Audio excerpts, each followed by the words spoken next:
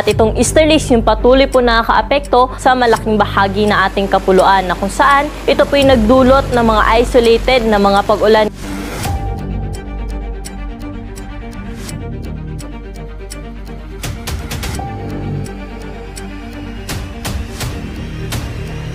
Manatiling may kaalaman at manatiling ligtas sa pamamagitan ng pagbisita sa aming YouTube channel para sa mga real-time na ulat panahon sa ating bansa. Laging tandaan, maging alerto at iba yung pag-iingat sa banta ng ulan, baha at pagguho ng lupa. Ngayon, oras na para marinig mula sa ekspertong meteorologist. Bibigyan tayo ng malalim na pagsusuri sa lagay ng panahon at ipapaliwanag ang anumang mahalagang kaganapan sa ating panahon ngayon o sa mga darating pang araw. Dumako na po tayo sa Visayas na kung saan posible po itong makaranas ng mga panandaliang buhos sa mga pag-ulan, dala nga po ito ng easterlies. Para po sa kalagayan na ating karagatan, wala tayong gale warning na nakataas sa anumang baybay na ating karagatan at journey magiging banayad hanggang sa tamtaman lamang ang mga pag-alon. Kaya malayang makakapalaot yung ating mga kababayang mangisda, pati na rin yung may maliit na sasakyang pandagat.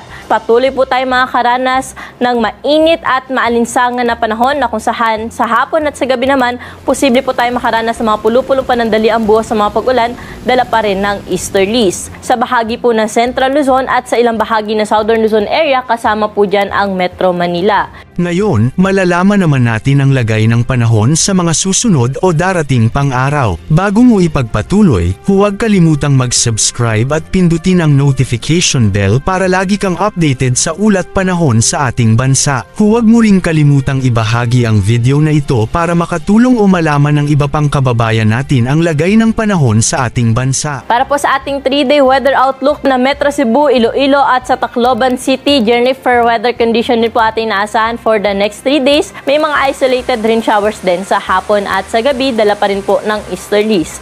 Temperatura po natin sa Tacloban ay mula 25 to 31 degrees Celsius. Sa Iloilo naman may kainitan na aabot sa 32 degrees Celsius ang pinakamainit na temperatura. Sa Metro Cebu, 26 to 32 degrees at sa bahagi naman po ng Puerto Princesa City at sa Kalayaan Islands, ang maximum temperature ay maglalaro sa 33 hanggang 34 degrees Celsius. Dito po sa bahagi ng Metro Manila, Baguio City at Legazpi City, kaya simula po Linggo hanggang Martes po yan, patuloy tayong makakaranas sa mga isolated rain showers at meron po itong kasama mga pagkidlat at pagkulog. Ito ay dulot pa nga rin po ng easterlies. Sa Legazpi City, 26 to 31 degrees sa agot ng temperatura at sa Tagaytay ay 24 to 32 degrees Celsius. Dito po sa Metro Manila, 26 to 33 degrees sa agot ng temperatura. Sa Baguio City, 17 to 27 degrees Celsius. Sa Lawag, may kainitan na abot po sa 33 degrees ang maximum temperature at 34 degrees naman sa bahagi ng Tuguegarao City.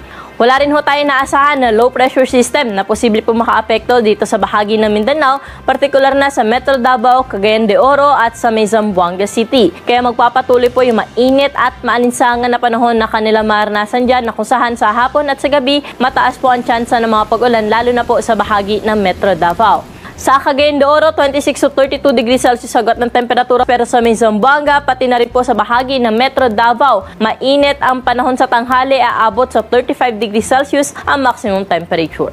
Yan muna ang ating weather update ngayon. Sana ay nakita ninyo ang broadcast na ito na nagbibigay kaalaman at kapaki-pakinabang. Maraming salamat sa DOST Pag-asa sa pagbabahagi ng kanilang mahalagang insight o ulat panahon. Samahan kami sa susunod para sa higit pang mga weather update sa ating bansa at manatiling nakatutok sa weather update ng bansa at huwag kalimutan i-share at mag-subscribe na rin. Mabuhay ang Pilipinas!